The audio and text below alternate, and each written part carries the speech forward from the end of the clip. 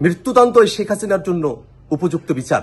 কেবলমাত্র এই মৃত্যুদণ্ডের রায় কার্যকর করার মধ্য দিয়ে শেখ হাসিনার গণহত্যা এবং মানবতা বিরোধী অপরাধের ন্যায় বিচার করা সম্ভব হবে। আমরা সরকারের কাছে আহ্বান জানাই, অতি দ্রুত সময়ের মধ্যে আজকের ঘোষিত রায় সরকারকে কার্যকর করতে হবে। এবং ভারত সরকারের কাছে আমরা আহ্বান জানাই যে খুনি শেখ হাসিনা বাংলাদেশের মানুষের উপরে গণহত্যা চালিয়েছে, মানবতা বিরোধী অপরাধ করেছে, তাকে ভারতে আশ্রয় না দিয়ে বাংলাদেশের বিচার ব্যবস্থার কাছে তারা সুপর্দ করবে। এই বিশ্বের বাসীর কাছে একটা নজির তৈরি হবে শেখ হাসিনার রায় কার্যকর করার মধ্য দিয়ে।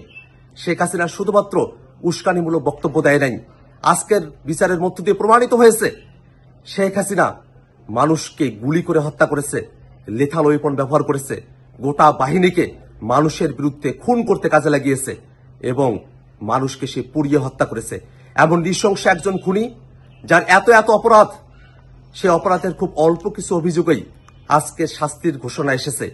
তার বাকি যত অপরাধ আছে সবগুলো অপরাধেরও বিচার হবে এবং এই গণহত্যাকারীরা তাদের শাস্তি কার্যকর করার মধ্য দিয়ে পৃথিবীর ইতিহাসে একটি নজির তৈরি হবে, যাতে করে আর কোনো শাসক, আর কোনো গোষ্ঠী তারা যেন গণহত্যাকারী হয়ে উঠতে না পারে, মানবতা বিরোধী হয়ে উঠতে না পারে।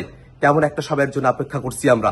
শুধুমাত্র রায় ঘোষণা করার মধ্য দিয়ে নয়, রায় কার্যকর করার মধ্য দিয়েই শহীদদের আত্মা শান্তি পাবে। আমরা অপেক্ষা করছি, সরকারের কাছে আহ্বান রাখছি, অতি দ্রুত সময়ের মধ্যে শেখ হাসিনার এই মৃত্যুদণ্ডের রায় সরকার কার্যকর করবে।